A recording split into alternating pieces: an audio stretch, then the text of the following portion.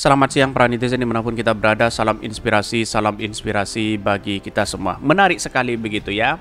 Usai dampingi relawan beri dukungan ke Prabowo, Gibran dipanggil DPP PDIP. Ada apa? Jadi inilah kalau sebagai petugas partai begitu ya. Siapapun kalau petugas partai, Pak Ganjar kemarin pernah ditegur dan pernah dipanggil ke DPP. Karena ini adalah petugas partai begitu kan. Berbeda dengan petugas masyarakat, pelayan masyarakat di situ begitu ya. Masyarakat Indonesia mari kita saksikan bersama begitu kan.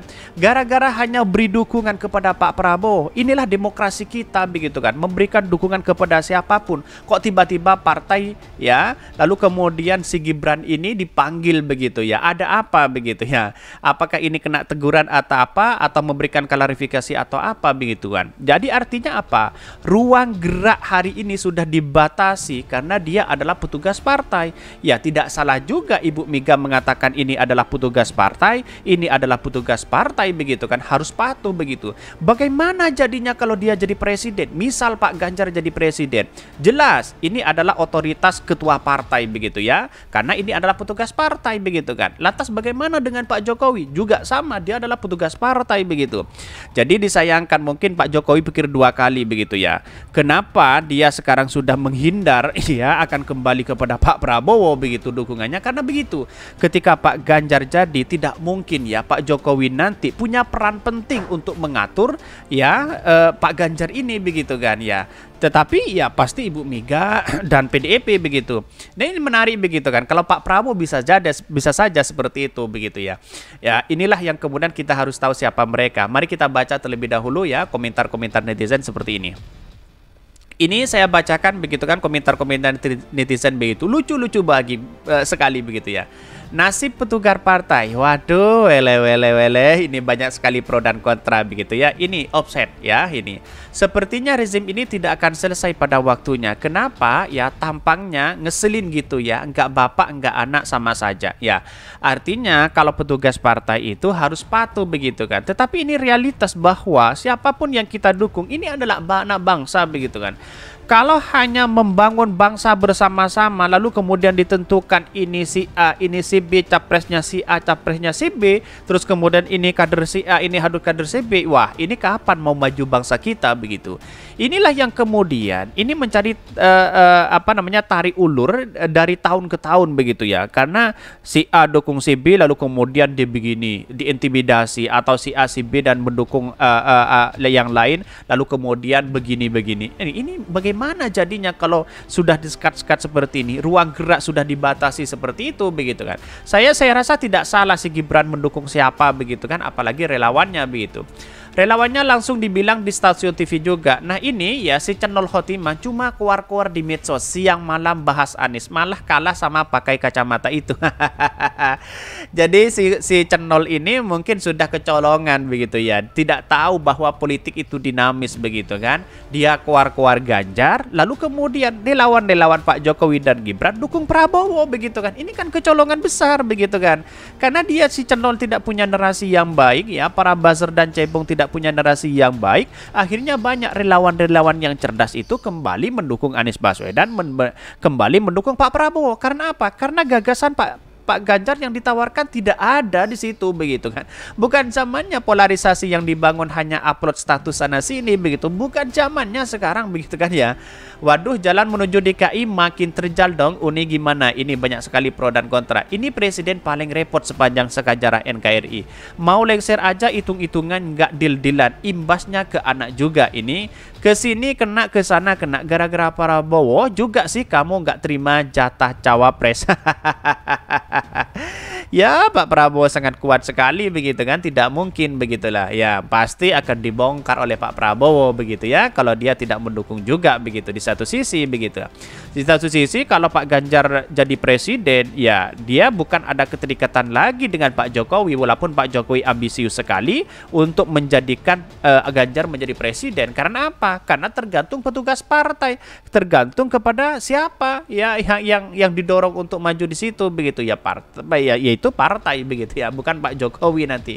Ya, abis baca beritanya alasannya masuk akal sih, karena kan walkot, kedatangan menteri yang disambut dong, masa dibiarin, betul sekali begitu. Tapi mari kita baca terlebih dahulu ya beritanya seperti ini.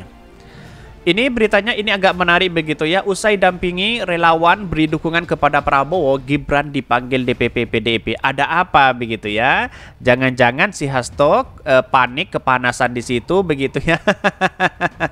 Bisa saja seperti itu begitu ya. Ini menarik begitu kan kalau kita membaca beritanya dari kompas.com ya. Pak Ganjar sudah melakukan itu dulu begitu. Ketika ditanya apakah Pak Ganjar siap menjadi presiden, siap. Lalu kemudian dipanggil karena belum ada instruksi dari PDIP begitu pada waktu itu begitu. Ini dikutip dari kompas.com, setelah dampingi Prabowo Subianto bertemu relawan Jokowi Gibran, kader PDIP yang juga wali kota Solo Gibran Rakabuming Raka dipanggil Dewan Pimpinan Pusat DPP PDIP. Terus ada kader PDIP mengatakan begini. Siapapun yang mengkhianati kader PDIP, siapa yang mengkhianati Ibu Mega, mengkhianati ketua umum kita, maka akan dilaknat oleh Tuhan ya. Katanya begitu ya. Kok sampai segitunya begitu ya. Pemanggilan ini diungkap Gibran ya setelah mendapat telepon secara langsung dari Sekretaris Jenderal PDIP Hasto Kristianto. Pasti Hasto begitu. Ada apa? Ada kepanikan apa Hasto ini begitu ya. Gibran mengatakan pemanggilan dirinya itu akan berlangsung pada hari Senin ya, besok berarti ya. Bukan teguran, tapi saya hari Senin pagi yang menghadapi DPP dipanggil pertemuan dengan Prabowo ya.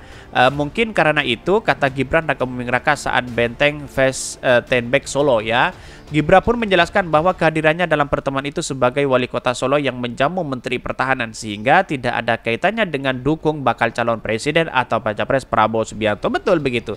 Ya karena hanya menyambut kedatangan Pak Prabowo, terus kemudian relawan-relawan Gibran, relawan-relawan Pak Jokowi mendukung Pak Prabowo. Ya ngapain kita harus kayak peti umpan dan sebagainya begitu kan ya.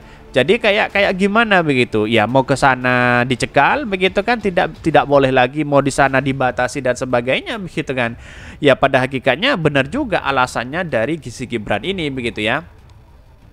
Bahkan diketahui pertemuan antara Gibran dan Prabowo dan lawan Jokowi Gibran terjadi di angkringan Omah Semar ya Kelurahan Jajar ya Kabupaten Lawean Kota Solo Jawa Tengah.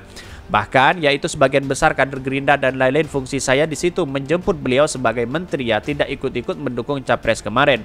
Bahkan Gibran menjelaskan sebelumnya telah mengatakan jika relawan Jokowi Gibran sudah mengerucutkan dukungan menjadi 2 nama. Saya sudah beberapa kali bilang relawan ada mengerucut 2 nama. Gitu ya, saya siap terima sanksi, teguran, hukuman siap kami terima. Hari Senin saya berangkat ya, tegas Gibran. Wah, ini sangat luar biasa ya. Anak muda begitu tegasnya begitu. Saya apresiasi langkah si Gibran ini begitu kan. Begitu tegasnya luar biasa begitu. Dia tidak didikti begitu kan, tidak mau didikti oleh partai dan dicap sebagai petugas partai. Dia adalah Gibran, ini adalah wali kota Solo milik semua. Kira-kira seperti itu begitu. Jadi wajar dong kalau Gibran lalu kemudian menyambut kedatangan Pak Prabowo di situ begitu. Apa yang mau dipermasalahkan begitu kan? Jangan-jangan Hasto panik begitu hal ini semua kan? Bisa saja itu terjadi begitu ya. Tetapi inilah politik kita bisa dinamis begitu kan. Walaupun kita didukung oleh relawan-relawan Pak Jokowi, relawan-relawan Gibran, bisa saja itu adalah sebuah strategi baru, bisa saja seperti itu begitu. Jadi politik kita masih dinamis begitu ya. Ini menarik kalau kita berbicara tentang dunia politik. Tetapi saya apresiasi sekali apa yang dilakukan oleh si Gibran, langkahnya luar biasa dan berani menghadapi DPP seperti Hasto dan sebagainya begitu ya. Mungkin itu yang kami sampaikan ya. Tonton terus channel dari Podcast Rakyat ini kan ada berita-berita menarik dan viral setiap harinya. Salam para netizen, salam inspirasi bagi kita semua. Jangan lupa di subscribe channel YouTube Honda di Podcast Rakyat ini.